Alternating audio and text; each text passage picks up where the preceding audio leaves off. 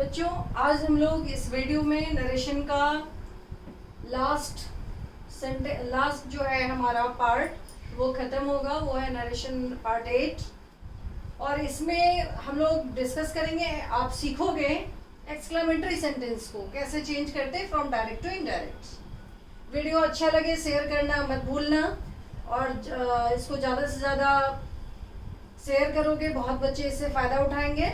और brilliant academy of learning के YouTube channel को भी सब्सक्राइब करो और भी लोगों से बोलो करने, क्योंकि नए नए वीडियोस आपके लायक, आपके एग्ज़ाम के लिए हेल्पफुल हो, वो हमेशा इस पे डाला जाता है।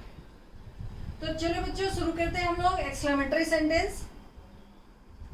इन the very beginning I had written here कि एक्सक्लेमेटरी सेंटेंस का पहचान क्या होता है। Again I repeated today. See कि एक्सक्लेमेटरी सेंटेंस का सबसे पहले अगर हम डेफिनेशन बोले तो वो होता है कि it expresses our sudden feeling, कि जो अचानक हमारा feeling either joy, sorrow, anger, disgust,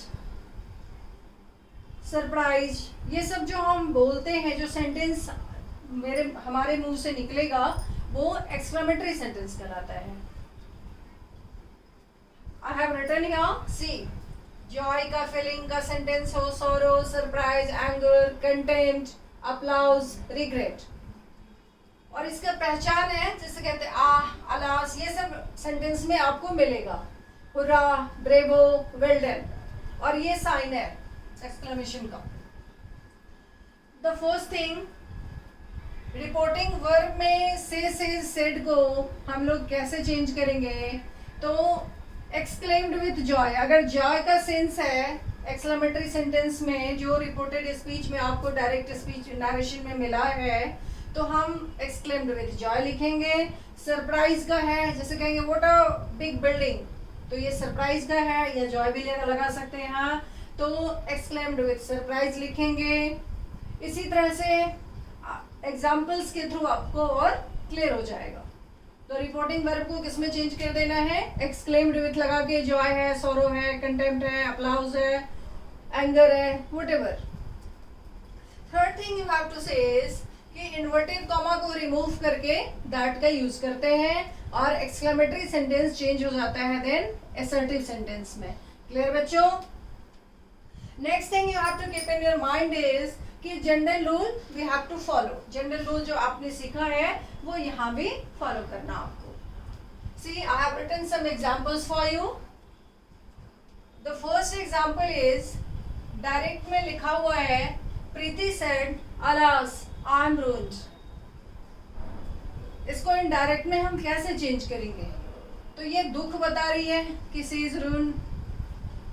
इसको इनडायरेक्ट में लिखेंगे, Preeti exclaimed with sorrow that she was ruined. Was क्यों लिखा हमने, ये प्रेजेंट है बट यहाँ it is reporting verb past में है। General rule, keep it in your mind, general rule. See the next example, ये क्लियर हो गया आपका। Next example is, Rita said what a smart boy he is. अब इसको हम कैसे चेंज करेंगे, Rita exclaimed with joy that he was a smart boy। तो जो रूल्स ऊपर लिखा हुआ है सभी को ये फॉलो कर रहे हैं। क्लियर बच्चों? Now see, next sentence is, Amit said nonsense. सिर्फ उसमें नॉनसेंस का है, रिपोर्टेड स्पीच में आपको नॉनसेंस लिखा हुआ मिल रहा है। Then what will do, see Amit exclaimed that, यहाँ जॉय, सॉरो, एंगर कुछ नहीं लिखा आपने क्योंकि सीधा अमित सेड है। तो Amit exclaimed that it was, ये आपने खुद से लगाया क्योंकि यहाँ पे इस तरह का अगर फीलिंग है, सो किया गया है, तो आपको ऐसे लिखना है, Amit exclaimed that it was nonsense. Clear बच्चों? Next I have written is, he said oh enough. आप कहते हो ना एनफ इज एनफ, तो वो क्या फीलिंग शो करता है आपका, डिस्गस्ट का करता है। तो यहाँ आपको रिपोर्टिंग वर्ब को कैसे चेंज करना है, he exclaimed with disgust that it was enough। Direct में क्या मिला, क्या लिखा हुआ था, he said oh enough। तो इसको इनडायरेक्ट में क्या लिखा आपने, he exclaimed with disgust, ये फीलिंग डिस्गस्ट का है, तो he exclaimed with disgust that it was enough। Let's discuss some more examples now.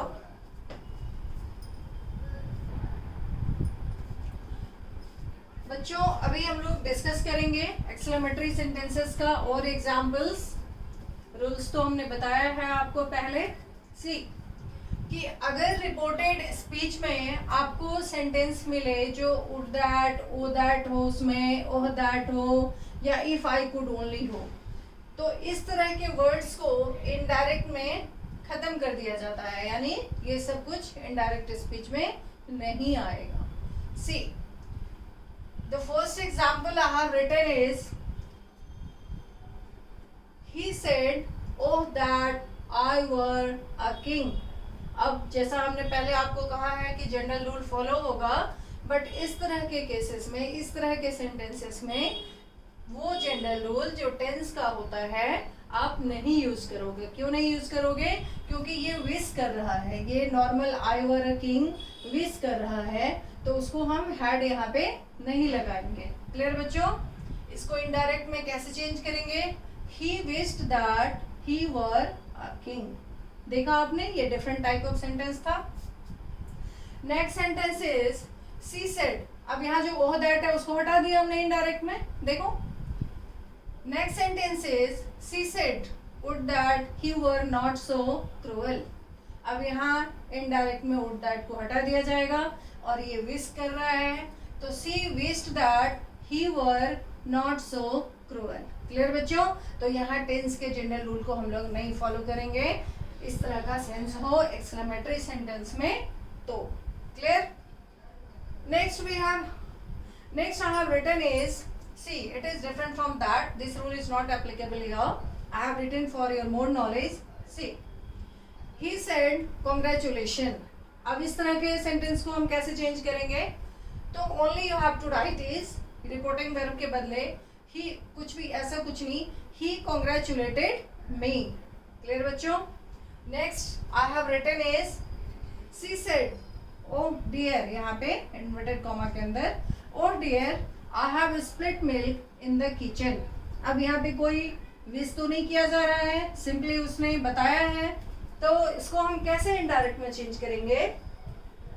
She exclaimed with sorrow that she had split milk in the kitchen. Clear बच्चों?